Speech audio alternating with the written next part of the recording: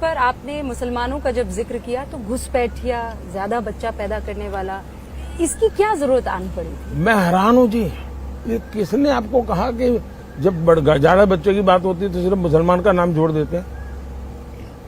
क्यों मुसलमान के साथ अन्याय करते हैं आप? हमारे यहाँ गरीब परिवारों में भी ये हाल है जी, उनके बच्चों को पढ़ा नहीं पा रहे हैं। किसी भी समाज के हो, गरीबी जहाँ है वहाँ बच्चे भी ज्यादा हैं। तो आप कह रहे हैं मुसलमान अलग था, ज्यादा बच्चा पैदा करने वाला अलग था? मैंने न हिंदू कहा है न मुसलमान कहा है। मैंने कहा कि भाई आप उतने बच्चे हो जिसका आप लालन पालन कर सको। सरकार को करना पड़े ऐसी स्थिति मत करो। इस बार मुसलमान आपको वोट देगा? आपको उनके वोट की चाहत है? मैं ये मानता हूं कि मेरे देश के लोग मुझे वोट देंगे। मैं जिस दिन हिंदू मुसलमान करूंगा ना, उस दिन मैं सार्वजनिक जीवन में रहने योग्य नहीं रहूंगा और मैं हिंदू मुसलमान नहीं करूंगा। ये मेरा संकल्प है। अगर मैं घर देता हूं, मैं सैचुरेशन की बात करता हूं, 100% डिलीवरी। इसका मतलब हुआ गांव में मानो 200 घर है, कौन समाज है, कौन जाति है, कौन धर्म है, 9। उन 200 घर में अगर 60 लाभार्थी हैं तो उन 60 लाख लोगों को मिलना चाहिए। और जब मैं 100% सैचुरेशन का मतलब होता है वो सच्चा सामाजिक न्याय है, वो सच्चा सेक्युलरिज्म है।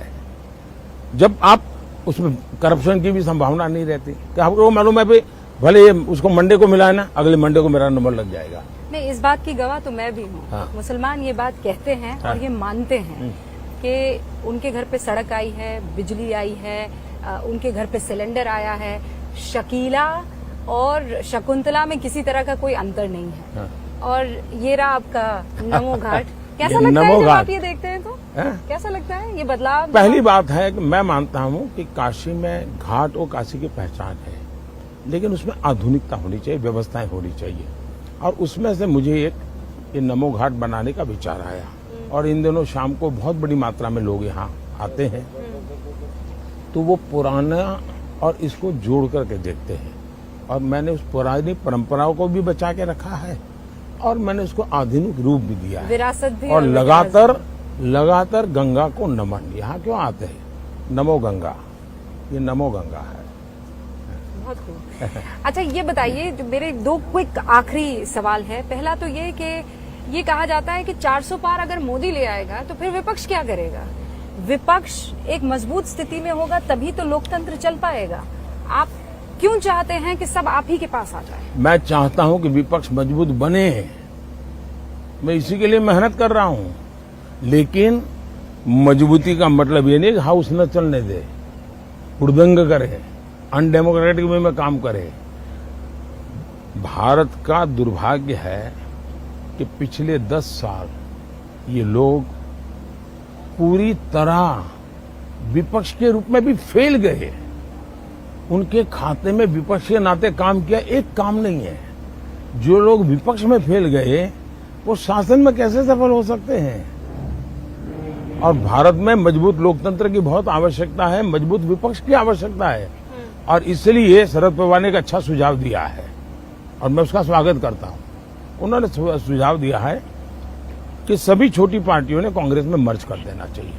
कांग्रेस में मर्ज करना नहीं करना, कहां करना, वो मेरा विषय नहीं है। लेकिन इसका अर्थ मैं ये निकालता हूं, अगर ये मर्ज हो जाते हैं, क्योंकि उनको चिंता ये है कि इस चुनाव में मान्य विपक्ष संभव नहीं होगा, इतने सीटें भी नहीं आएगी कोई रिकॉग्नाइज अपोजिशन बने। और इसलिए अगर मर्जर कर देंगे तो नंबर थोड़ा हो जाएगा, तो हम मान्य विपक्ष बनेंगे। दूसरा, आपको आश्चर्य होगा, मैंने कानून में परिवर्तन किया था। हमारे यहाँ बहुत सी योजना ऐसी है, बहुत सी कमेटियां ऐसी है जिसमें लीडर ऑफ अपोजिशन बैठ सकता है और बड़े महत्वपूर्ण निर्णय होते हैं। तो मैंने कानूनी परिवर्तन किया कि भाई लीडर ऑफ अपोजिशन है ही नहीं, क्योंकि 2014 से 19 तो उनके पास सीटें नहीं थी। मैंने कहा लार्जेस्ट पार्टी का लीडर उसको बिठाओ। मैं इतना डेमोक्रेट हूं, वरना मैं नहीं बिठाता, मुझे कोई जरूरत नहीं थी, लेकिन फिर भी मैंने किया है।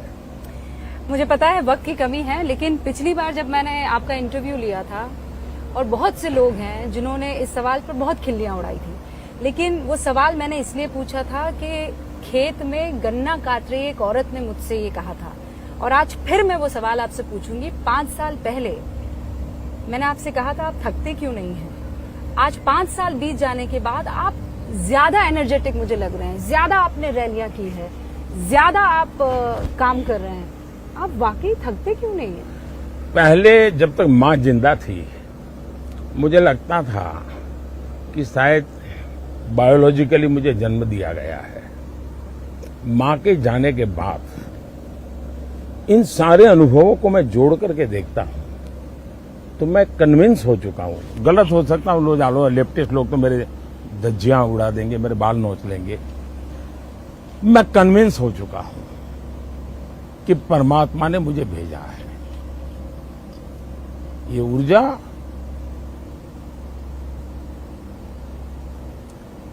बायोलॉजिकल शरीर से नहीं मिली है।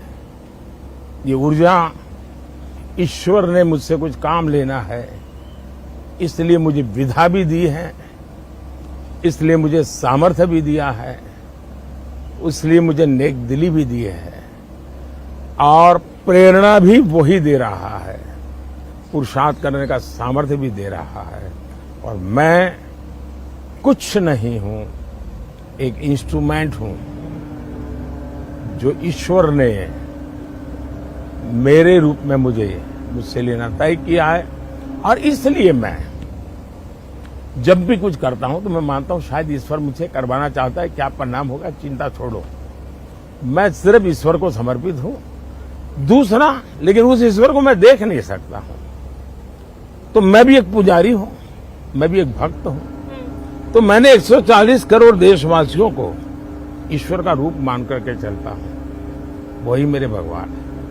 आप भगवान के बीच में हैं और भगवान आपके साथ है, माँ आप में समाई हुई है। आपको खूब सारी शुभकामनाएं। बहुत बहुत धन्यवाद। 4 जून को फिर हो सकता है आपसे मुलाकात हो। जरूर।